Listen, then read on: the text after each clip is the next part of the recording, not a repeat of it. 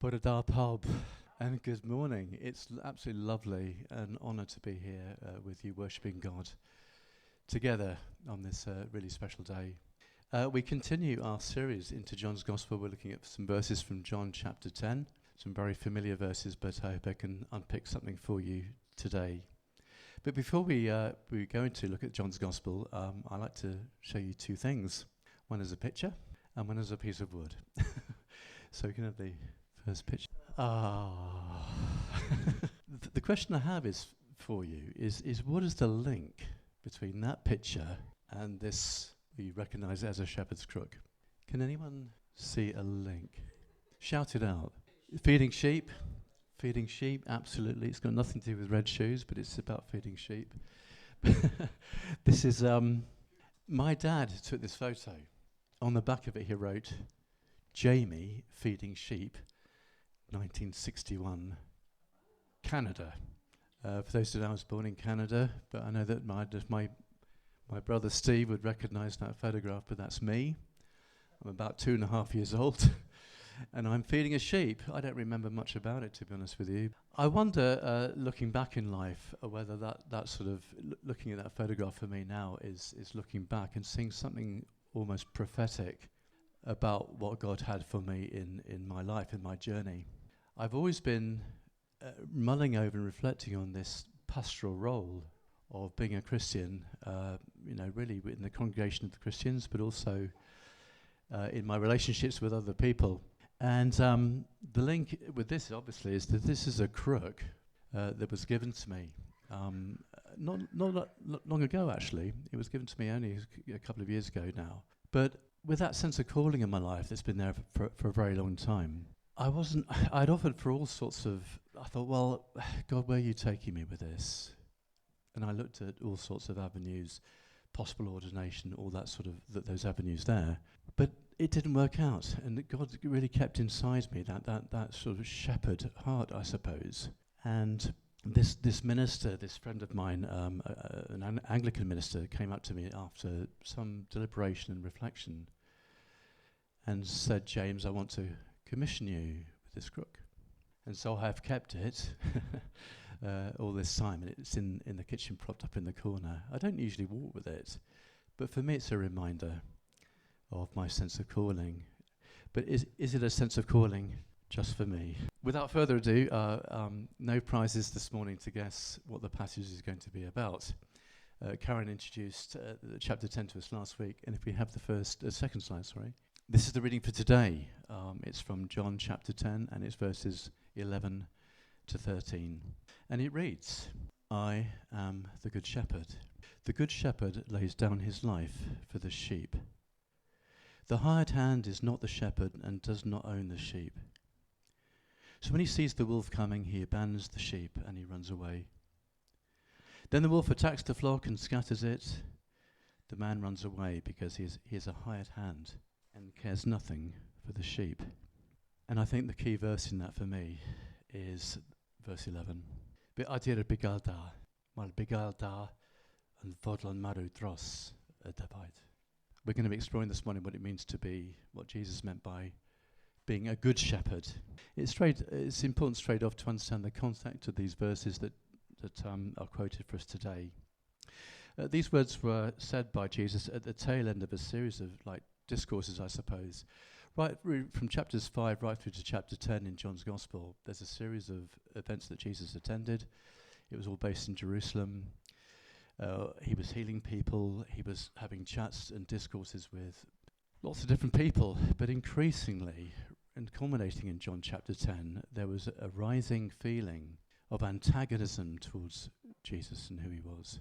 Whether he healed on the Sabbath or called him God his Father, what he was doing and saying was beginning to seriously irk the leadership. Of course, the leadership of Israel at the time were the religious leaders, the Pharisees, Sadducees, teachers of the law. And these people didn't like what Jesus was saying. In the context of having a chat with these leaders, in which this conversation took place, it was in the context of leadership, about what kind of leadership the Pharisees really ought to be exhibiting. And once again, Jesus uses, as early in that chapter, the shepherd metaphor, the picture of a shepherd. Now, the people he was talking to, as Karen said last week, the people he was talking with, the religious leaders, they would have known exactly what Jesus was going on about. You know, for us in our modern age, the context of shepherding isn't a metaphor we really talk about. But those people he was talking with knew, really from their own scriptures, and also in that sort of rural society, what shepherding was about. They would have understood the scriptures. And there are endless references in the Old Testament to God himself being the shepherd of Israel. Loads of examples. For example, Psalm 100, the psalmist records, "Know that the Lord is God. It is he who made us, and we are his.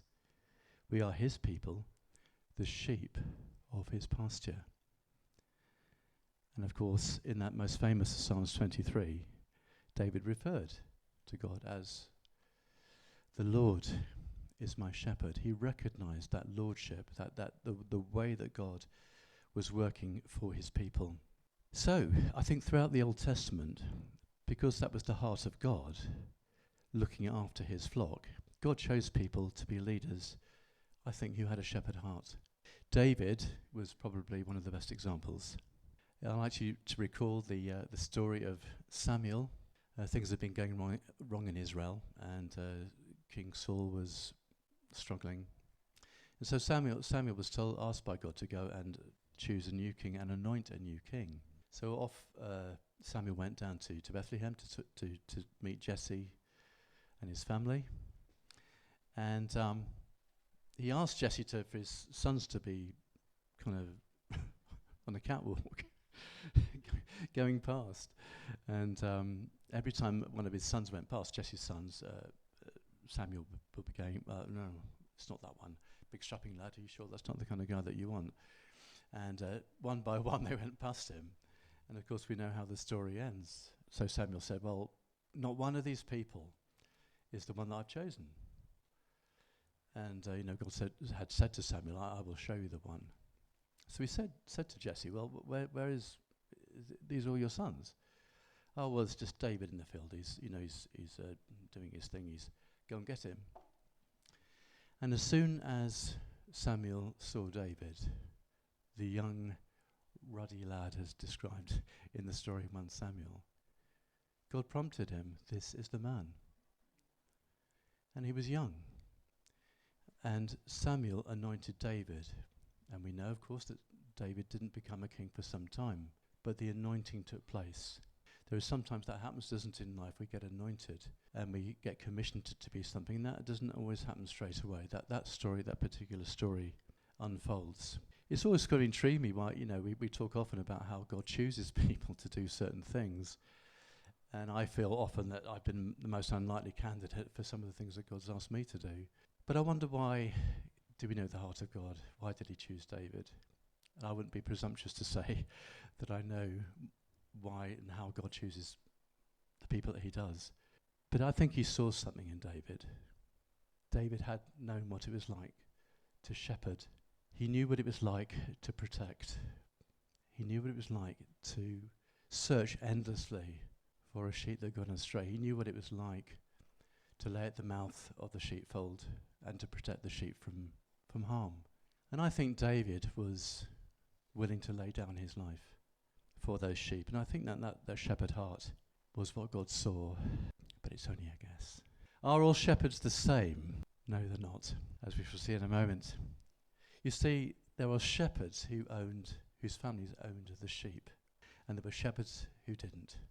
You see, if you were of the former type, if you owned the sheep as a family, you had a vested interest in them.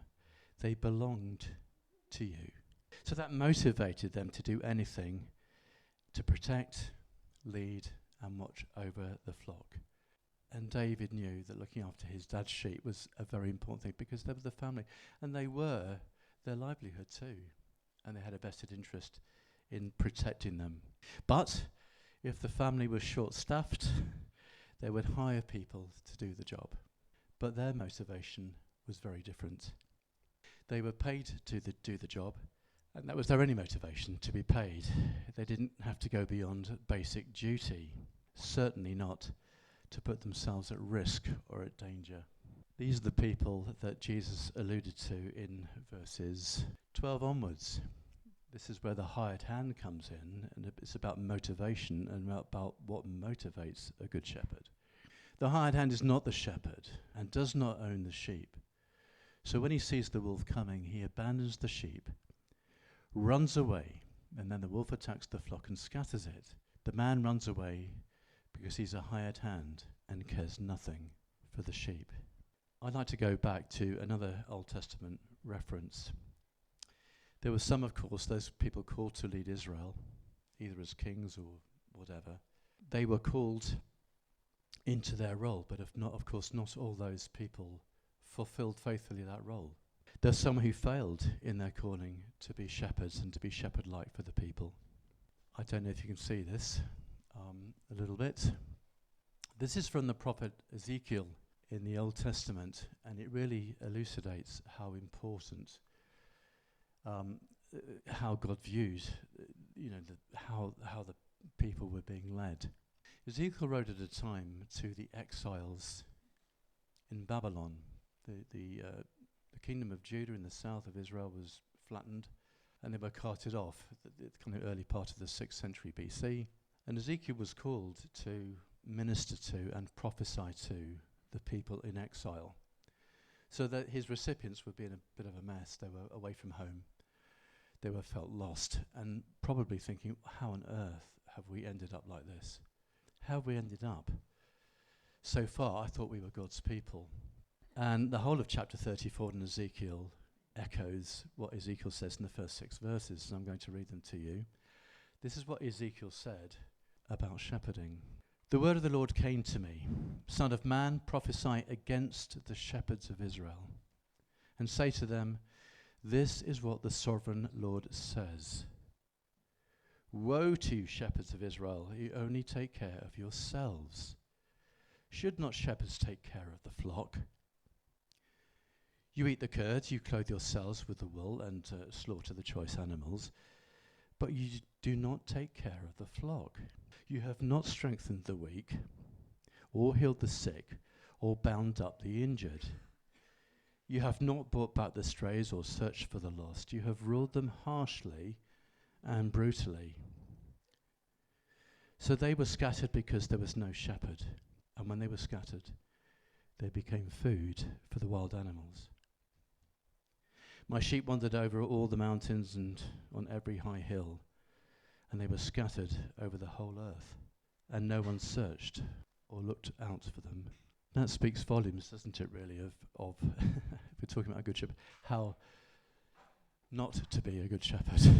All those things were terrible indictments on the rulers of that time, because what really Ezekiel is saying here is that you have not fulfilled your calling.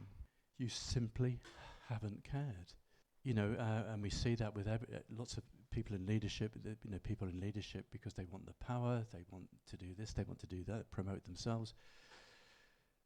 The shepherding of God is serving him humbly and lovingly and sacrificially too. So that warning was given to the people, the Hebrews at that time. And the rest of chapter 34 echoes that whole sentiment. So why did Jesus call himself the Good Shepherd? Simply because he loved his flock and would do anything, including giving up his very life, to save us and to bring us home. We know that God loves us, but what is the quality of that love? It is a deeply sacrificial love, and I don't think it ends there. I think it begins there for our own particular stories. How far are we prepared to go in our loving? I'd like to tell you a brief story now. I used to work, when I was a teacher in South Manchester, I worked in a place for homeless people. And it was set up by a Catholic church in Stockport at the time, and I used to go after teaching. And I don't know, I used to go on a Wednesday evening, and a lot of people came. There was quite a big homeless problem in Stockport, and there was no accommodation. We just fed the people that came. And I was in this, I don't know how we did it, tiny kitchen. And I was standing next to a guy called Steve. Not my brother, sadly this time, but he was, this guy, Steve, was next to me. And we got talking a little bit while we were washing up. We were talking about Abdul. Abdul was the man who ran the whole thing. And he was a really good leader, a very self-effacing, lovely Nigerian man. And he just got on with the job. And we were washing up, and Mike, this guy I was talking with, he's like a real trendy young lad, biker, and not a man of faith, I don't think at all. And we were just talking, and we got talking about Abdul for some reason, about what a good leader he was. And Mike turned to me and just said, "Do you know, James, I know that Abdul at the end of the day would take a bullet for me." I don't know where that came from at all. I know that Abdul would take a bullet for me. And that really stuck with me all those years. And I don't know why Mike said it. Well, I do, because Abdul was that sort of man that you could really trust. These verses, of course, from John provide us with a model of the sort of leaders God wants for his church. And we are blessed here. We are greatly blessed in Capelgolady for the love and care that motivates Rachel and Al, but also the lovely and beautiful pastoral work that Karen oversees as well, but the whole leadership team. That doesn't mean to say that the leadership team here or anywhere can sit on laurels. What it means is that I would encourage all leaders of Christian communities to continually reflect on what it means to be a Christian leader of a community. And I know that they do that, which is wonderful. I mean, as a teacher, I was always probably too self-critical. But as a teacher, I always wanted to get a little bit better at the job. So I was always thinking about how I was doing the job. And even as a teacher, I think, I think, well, I haven't got ordained or anything like that, but where's the pastoral thing gone? But it depends how you see teaching. We can do any job, whether it's teaching or not, with a pastoral heart. And that's what I think my career in primary school, I think, well, have I ever really properly been a shepherd? Is it self-glorification here? Well, actually, no. Looking back, I think there has been. So, yes, we are called. I was called it that way. But the question I want to ask now is, what if we're not leaders? What is our part in the body of believers to which we belong? Can we be good shepherds to each other? And of course, the answer is yes, very profoundly. Because of the one thing that makes a shepherd good, the quality of love that we have for each other. That's as simple as that. So questions, and these are hard. And I ask myself these questions first. Do we love each other sacrificially? Do we love each other to the point of self-denial? How far towards another person in community, in love, are we prepared to go?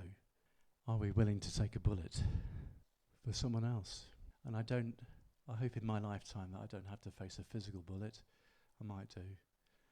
And I don't know if I would take the bullet. I'd like to think I would, but I don't know what I'd do. But it's more a metaphorical bullet. And maybe, just briefly, there's another way of looking at this, not just from a shepherd point of view. Does anyone here fancy being a priest? Do you want to share some verses from Peter's letter to a growing community of Christians? Is there a slightly different way of looking at this? And Peter was trying to build up community. And Peter, in his first letter, chapter 2, verse 5, wrote this: "You also, like living stones, are being built into a spiritual house, to be a holy priesthood, offering spiritual sacrifices acceptable to God through Jesus Christ." Biblically, certainly in the New Testament times, a priest's role was to act as a mediator between God and the people of God. There is a scenario as shepherd and pastoral care is that we can be alongside people and sort of act in a priestly way where we usher in the presence of God and we work on their behalf. it overlaps with shepherding, but I thought that came to mind when I was preparing this. I used to go to a Methodist church in Manchester before we moved to Anglesey, to Anglesey, and one of their big statements of doctrine is on the screen. You see, Methodism makes a sort of a doctrinal statement about how they saw this and how we are to be together in community. And there was a statement of belief. And sometimes we used to say this to each other in special services. I believe in the priesthood of all believers. In other words, we don't rely on our priests necessarily or our leaders, the ordained priests, if you like, rather. But we have this, and we have this, the way that community really builds in the Christian community is to be there for each other as priests and as shepherds for each other. This is a huge demand. Does it frighten you? Because it frightens me a little bit. The demand to love as Jesus loved. But I think the most important truth here today is that we aren't alone. If that is our calling, which I believe it is, to live sacrificially, lovingly for each other, of course, we can't do this on our own. I certainly can't. I have failed many times. But to love like that, we must ask and approach the Holy Spirit for his help. There's no way, humanly, I can love like that. Maybe the odd glimpses, maybe, but we have the wonderful promise of the Holy Spirit to help us, to enable us to love supernaturally. And without the Holy Spirit, we cannot love like this. He is absolutely central to the way that we love each other. Am I saying that we're always asked as Christians to love sacrificially? Thankfully not. It doesn't always, loving people does not always mean sacrifice on our part. But I think what I'm saying today is that Jesus is inviting us to be prepared to love sacrificially, to be prepared to go that far. And we must approach that openly and with prayer. And of course, those outside community, they know that we are Christians by the quality of our love for each other. That's what they see. When I go to make lunch, it thrills me because the camaraderie and the love between us, I think, is a powerful thing. And they see that and they ask questions about that. What motivates you? Well, we are motivated to love as he did. Let's pray. Lord Jesus, first and foremost, thank you that you went all the way. You didn't take a bullet, but you let yourself be nailed to a cross. That was the extent of your love. Help us today and always to reflect on that sacrifice and how that impinges on the way that we love other people, to give ourselves anew to you, afresh. Thank you, Jesus, for what you did. And we live with that knowledge day to day. When I survey the wondrous cross on which the Prince of Glory died, on my richest gain I count but loss, and pour contempt in all my pride. Forbid it, Lord, that I should boast, save in the death of Christ my God. The very things that charm me most, I sacrificed them to his blood. See from his head, his hands, his feet, sorrow and love flow mingled down. When did such love and sorrow meet, or thorns compose so rich a crown? Were the whole realm of nature mine, there were an offering far too small. Love so amazing and so divine demands my soul, my life, my all.